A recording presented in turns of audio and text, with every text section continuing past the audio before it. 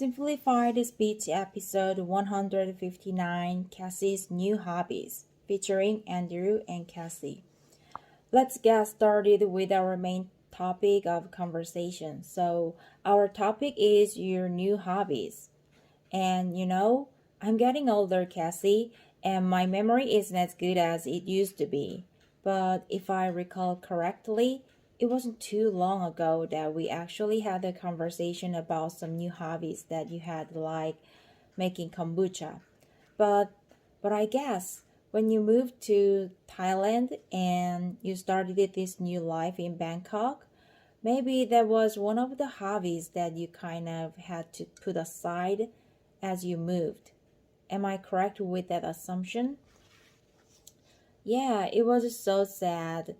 Actually, a lot of people make kombucha here too, but I didn't have any of my jars or my SCOBY, and it just felt too irritating to start it again. Yeah, I can imagine that those kinds of things are items that you don't want to really bring with you on an international move. So that makes sense that you would put that aside for a moment. But in the absence of that hobby, what have you started doing? Could you share with us some of the new hobbies that you've picked up? Sure. So, because of COVID craziness for the past several years, I haven't been super active. I think it's because I totally agree with the mask wearing, but it was hard for me to sweat with the mask on. So, I didn't really like exercise the last few years. I totally get where you're coming from. Throughout the pandemic, I still ran like that's my hobby, that's my exercise is running, but it was really uncomfortable to run with a mask on. And thankfully now we don't have to wear masks outside in Korea anymore, so I can run mask free and it's much better, I think. But yeah, I totally get why you would put why I totally get why you would put exercise on pause for a little while. I totally get why you would put exercise on pause for a little while. I totally get why you would put on pause for a little while. I totally get why you would put exercise on pause for a little while. But you've started again. You're active now. Yeah, exactly. That's where most of my new hobbies come from. I joined this really cool multi-sports complex. It has, as you might know from the name, a multitude of sports. It's got tennis, swimming, badminton, squash, racquetball, a climbing gym, weights. It's got everything. Wow, sounds amazing. So, have you been trying all of the different activities that are available there? Or did you become a member for one specific activity? Like, I want to play tennis. You like join to be a tennis player, or is this kind of an exploratory time in your life where you're trying all of the different activities? Is this kind of an exploratory time in your life where you're trying all the different activities? Is this kind of an exploratory time in your life where you're trying all where you're trying all of the different activities? Where you're trying all of the different activities. Is this is this kind of is this kind of an exploratory is this kind of an exploratory time in your life where you're trying all of the different activities? Hmm?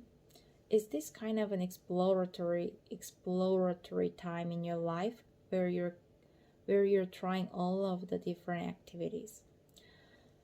Yeah, I really wanted to use the pool and the climbing gym, and my husband really wanted to start taking tennis lessons. So we signed up for those three specifically. But once we started, we've, been trying out all the different sports, and I played badminton for the first time in, I'm not gonna say ever, but practically a decade. I played badminton for the first time in a decade, and it was really fun. Nice. Um, so when you play badminton, are you just freestyling it? Are you just playing for fun, or are you trying to be really serious about learning all of the rules of the game and playing an official style game? No, we pretty much play for fun, but we got all the gear, we got, the birdies, the shuttlecocks, we got the rackets, we have our own bag that we bring. What about a sweatband? Do you have a matching sweatband or anything? We don't, but that is on the list, Andrew. Kassy, kind of interesting expression just popped up in our conversation a moment ago. When I asked you if you play for fun, what does it mean if we play a game for fun? Like you are just playing badminton for fun? What does that mean? It means that you're playing strictly for your enjoyment, not competitively or to win some sort of prize. And usually, when we play for fun, we don't keep track of the score either, right? It's not like I'm the winner, you're the loser. That's no competitive element like that.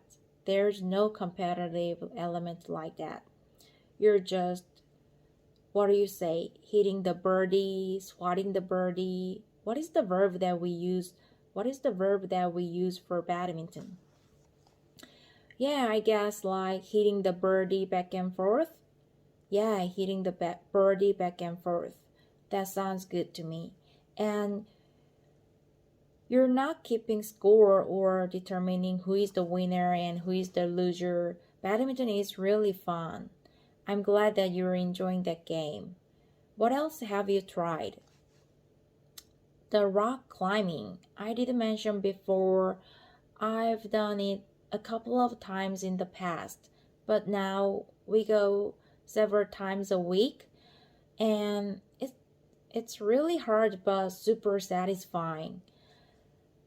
I'm starting to get calluses on my fingers, which are, like if you do a lot of hard work, manual labor, your hands start to get kind of rough because you're dealing with materials you gain.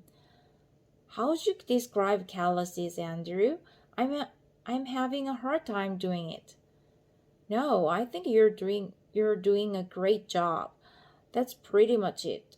It's like when you do something physical, the skin on your hand starts to harden.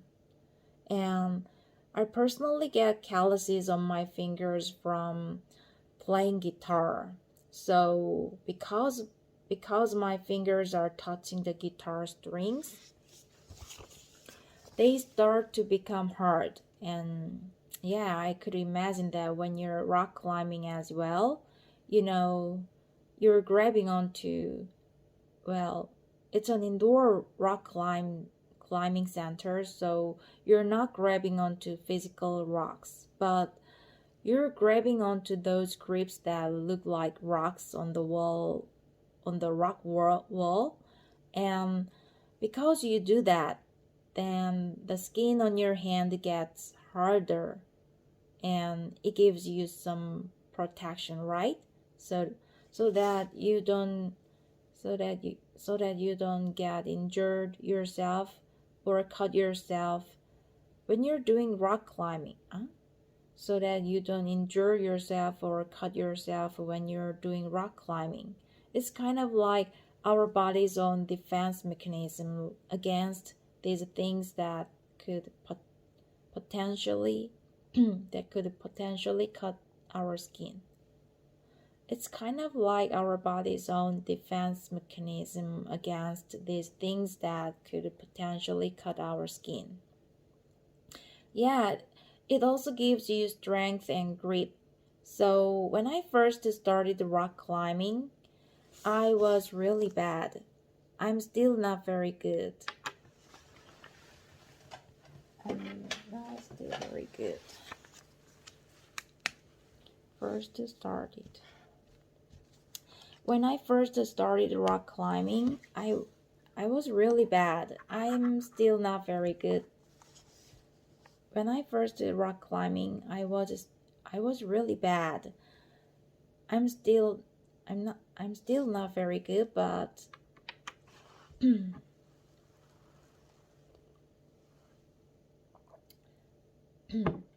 so when I first started rock climbing, I was really bad. But hmm? so I'm so I first started rock climbing. I was really bad. I'm still not very good, but I can feel the finger strength growing and my ability to look at a rock wall and say, okay, I have to move my body this way and then I have to turn it that way so that I can reach that stone over there. It's really like a puzzle for your brain and your body. Yeah, that's awesome. I think many sports are like that, but rock climbing seems to be particularly like that, where there's a mental challenge and a physical challenge. And then on top of that, you have this height challenge, right? Because maybe it's not exactly the same if you're in an indoor gym. I guess it depends on how comfortable you are with heights. But definitely, if you're outside climbing, a mountain, climbing a rock cliff face on a mountain, then you have the fear of potentially injuring yourself or dying even like it's a really dangerous sport. It can be if you don't take the proper safety precautions. So you have all these elements going at once, which I think makes it so addictive for people who start the activity. So you have all these elements going at once, which I think makes it so addictive for people who start the activity.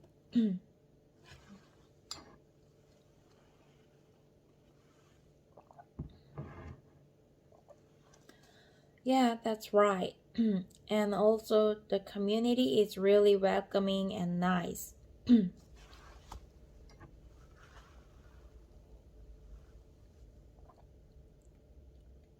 I feel like every time I go to the gym, there's people there who are like, "Hey," or I go, "Wow, how did you do that move?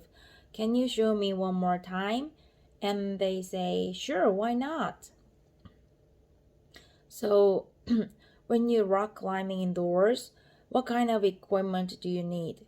Personally, I've done indoor rock climbing when I was like 12 years old, so it's been over 20 years. It's over 20 years for sure since I've been rock climbing. So I can't really remember, but do you need any specialized equipment? I'm sure it's not just like badminton where you can just kind of have fun and go at it. You probably need some training or some gear before you can do it. We needed to buy a lot of stuff. We had to buy climbing shoes that are really tight and they have a special rubber grip around the entire edge so that you can really dig your toes into the rock face. And then we had to buy harnesses to strap the rope to for buy harnesses to strap the rope to for in case you fall. And we had to buy a belay device, which is a thing that you thread the rope through that sticks onto your harness. And we had to buy chalk. Chalk helps your finger grip on the wall. I think that's it. Maybe a bag to carry it all in. Do you wear a helmet when you climb? No, I think if you're in outdoor rock climb, you need one, but indoors, it's not necessary. Not necessary. And you mentioned the belaying and the rope. I remember this word from when I climbed as a child, but I don't really remember the meaning. I know it has something to do with the person who is holding the rope for you. Is that correct? Well, there's two types of climbing. There's bouldering and there's a rope climbing. So bouldering, you don't need anybody near you. The rocks are not that far off the ground, so it's more working on your skills, your technique, your techniques of climbing. But rope climbing, you're attached to a rope and you're climbing a wall vertically, so you're pretty high in the air. And to protect yourself, you have someone on the ground. Who's your belayer? The belayer the belayer is also connected to the rope and their job is to make sure if you fall off the wall or if you're done climbing, you've reached the top, then they are going to slowly release the rope and let you back down to the ground. So you need an activity partner to do this. It sounds like. A lot of gyms do have auto blades where like it's automatic. It's automatic. You don't need a partner, but that's only usually a small fraction of the ropes in the gym. Nice. Well, that sounds amazing. I'm glad that you've got into these new activities. How is your climbing skill so far? Like, have you made it to the top of any of the courses? Yeah, definitely. I know there's different standards like levels depending on what country or region you're in. I think in the US they call it like 5 point. I don't even remember. I'm not a huge climber yet. 5.8 to 5.12 maybe or 6 point anyway. But in Thailand they have the levels 5A all the way to 6C or something like that. So I can climb the 5C 6A range with so I can climb the 5C 6A range, which is it's not too bad. It's solid novice high level. Okay. All of those numbers just went over my head, but like the summary at the end, solid, novice, high level sounds like you're making a good start with your new hobby. Sounds like you're making a good start with your new hobby. Making a good start with your new hobby. Make a good start. Making a good start with your new hobby. Kassy, I have to ask, have you ever seen the Olympic speed climbing event on TV or on YouTube or anything? I really haven't watched them much. I really haven't watched them much, but I would love to. I'd love to now that I'm getting more into the sport. I think it would be really cool to watch some professional in action. Your socks are going Your socks are going to be blown off, Cassie. It's it is insane. So it's a race. You have two climbers climbing at the same time and it's a sprint. They're like almost running up the wall to hit the bell at the top of the wall first. So whoever hits the bell first, rings the bell first, is the winner.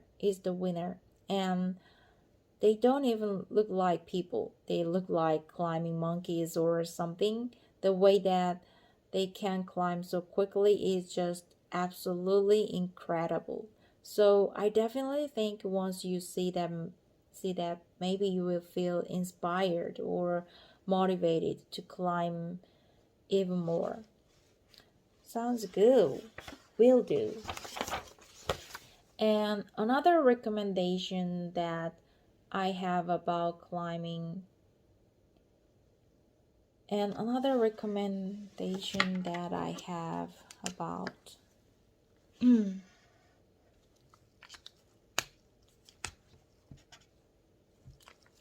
and another recommendation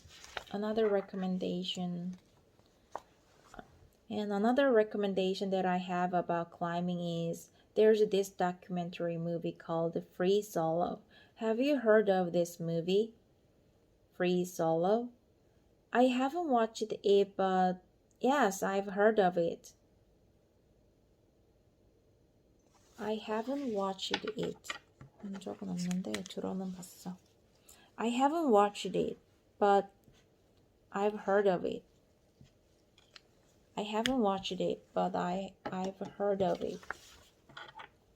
Yeah, so there's a climber, an American climber. His name is Alex something. I can't remember his last name, Alex Hunting. I want to say, but I may have that incorrect. I'm sorry if I'm mispronouncing his name. But this climber is notorious.